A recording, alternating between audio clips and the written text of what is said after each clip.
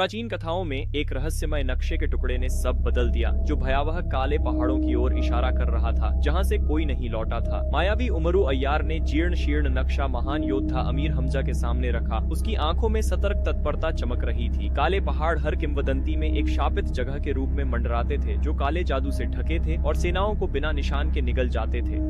हमजा अपने सिंहासन से उठे। उनकी दमदार आवाज हॉल में गूंज उठी। हम इस अंधकार को जीतने पूरी सेना भेजेंगे। पर उमरू ने धीरे से सिर हिलाया। आवाज शांत पर दृढ़ थी। जादू सेनाओं से नहीं, चालाक दिमागों से टूटता है। हमजा ने ध्यान से सुना। उनका भाव दृढ़ता से सहमति में बदल गया, पर उनकी एक अटल शर्त थी।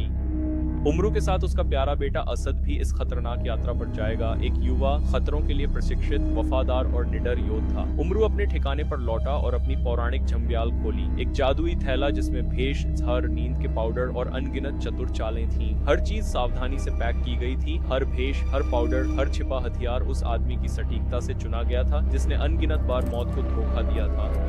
फिर उसकी पत्नी दरवाजे पर आई, आंखों में खामोश डर लिए, दबी आवाज में उससे न जाने की विनती कर रही थी। उमरू उसकी ओर एक गर्मजोशी भरी, आश्वस्त करने वाली मुस्कान के साथ मुड़ा, जो केवल वही दे सकता था जिसने जीवन भर खतरों से खेला हो। उसने धीरे से फुसफुसाया, मौत और मैं बहुत पुराने दोस्त हैं मेरी प्यारी, पर मैं हमेशा हमेशा हर बार जीता हूँ। जैसे ही क्षितिज पर भोर की पहली किरण फूटी, उमरू और असद अपने घोड़ों पर सवार हुए और आगे की अज्ञात अंधेरी की ओर बढ़ चले। हवा ठंडी थी, पथरीला रास्ता घुमावदार था। हर कदम उन्हें शापित काले पहाड़ों के करीब ले जा रहा था, लेकिन ऊपर से कुछ देख रहा था। एक विशाल काला कौवा चुपचाप मंडरा रहा था, जिसकी उपस्थिति में गहरा अशुभ अर्थ था।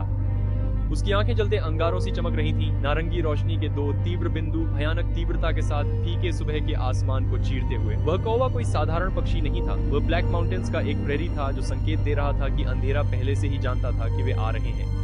सबसे बड़ा रोमांच शुरू हो चुका था। धूर्तता जादू के विरुद्ध, साहस अंधकार के विरुद्ध, और दो बहादुर आत्माएं सीधे किंवदंती में समा रही थीं।